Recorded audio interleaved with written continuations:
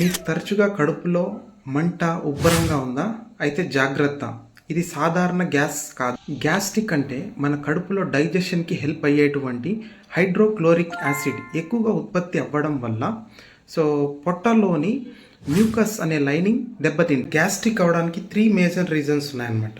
Number 1 dietary habits, 2 lifestyle factors, 3 bacterial infections. Dietary హ్యాబిట్స్లో మనం చేసే మేజర్ 3 మిస్టేక్స్ ఏమంటే, నెంబర్ 1 స్కిప్పింగ్ మీల్స్ అంటే టైంకి తినకపోవడం, నెంబర్ 2 టీ కాఫీల్ని ఎక్కువగా తీసుకోవడం, నెంబర్ 3 కారం మరియు ఆయిల్ ఉన్న ఫుడ్స్ని ఎక్కువగా యూజ్ చేయడం. సెకండ్ రీజన్ లైఫ్ స్టైల్ ఫ్యాక్టర్స్లో 2 మిస్టేక్స్ ఉన్నాయన్నమాట. ఆ మిస్టేక్స్ అంటే, ఒకటి లేట్ నైట్ డిన్నర్, ఇంకొకటి stress. Third reason bacterial infections.